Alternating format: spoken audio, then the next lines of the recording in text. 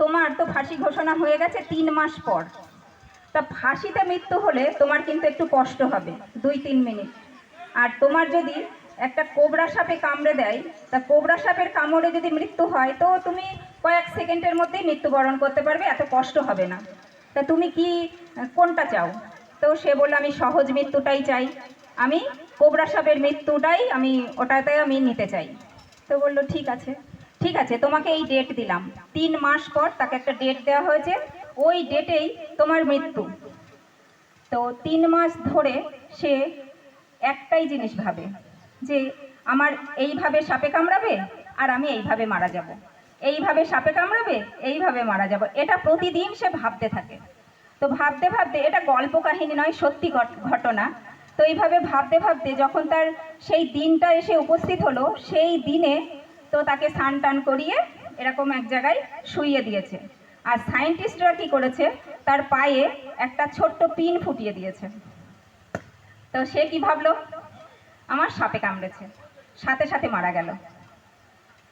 কিছুদিন পর তার আবার ওই পোস্টমর্টম রিপোর্ট ওগুলো করার পরে দেখে সত্যি সত্যিই তার দেহে কোবরা সাপের বিষ পাওয়া গেছে। অর্থাৎ আমরা যেটা ভাবি সেই ভাবনাতেই আমাদের রোগের সৃষ্টি এসে যায়। দেখুন, আমাদের যদি 100টা রোগ যদি আমরা সার্ভে করি, তো দেখা গেল 90% রোগ আমাদের মনের রোগ। তো আমাদের সেই মনের ভাবনাটাই যদি আমরা চেঞ্জ করি, যে মনের ভাবনাটা, যে প্রতিদিন যদি আমি কিছু পজিটিভ থিঙ্কিংয়ের ওপরে ক্লাস করি, পজিটিভ ভাবনা ভাবি, সেগুলোর ওপর যদি আমরা চলতে পারি, তো আমাদের শরীরটা ভালো থাকে। এটা যার যেটা হওয়ার তার সেটাই হবে, সব কিছুই ভবিতব্য, ভাগ্যে যেটা আছে সেটাই হবে। তো এইগুলো ভেবে আমরা যদি সব বোঝা সেই উপরওয়ালা তার উপরে দিয়ে রাখি, তাহলে বুঝি একটু হালকা থাকতে পারি আমরা। তো বোঝাটা কিভাবে দেব? তো আর একটা কাহিনী বলি ছোট্ট করে। একবার এক রাজামশাই, সে বলে কি যে আমার এই রাজত্ব আর ভালো লাগছে না, গুরুদেবকে ডেকে বলছে, গুরুদেব এই রাজত্ব আমার আর ভালো লাগছে না, আর চালাতে পারছি না, এর ভার বড্ড বহন করতে আমার খুব কষ্ট হচ্ছে। তো গুরুদেব বললো ঠিক আছে, ভালো কথা, তাহলে তুমি তোমার ছেলেকে দিয়ে দাও। তো বলছে ছেলে তো ছোট, ছেলে পারবে না। তো গুরুদেব বললেন ঠিক আছে, তাহলে তুমি আমায় দিয়ে দাও। বললে ঠিক আছে, আজকে থেকে সব রাজত্ব আপনার। তো গুরুদেব বললেন ঠিক আছে, তাহলে আজকে থেকে রাজা আমি। তাহলে তুমি এবার কি করবে? বললো যে আমি তাহলে বনে জঙ্গলে যে আমি একটা আশ্রম মতো করে আমি বাকি জীবনটা ওইভাবে কাটাবো। বললো ঠিক আছে, তা তো তুমি যাবে, টাকা পয়সা কোথায় পাবে? তুমি তো রাজত্ব সব আমায় দিয়ে দিলে। তো বলছে যে ঠিক আছে, তাহলে আমি কি করব? তাহলে তুমি এক কাজ করো, তুমি আমার কর্মচারী হয়ে থেকে যাও। তো বললো ঠিক আছে, 1 মাস পরে তোমার আমি মাইনে দেব। ঠিক আছে।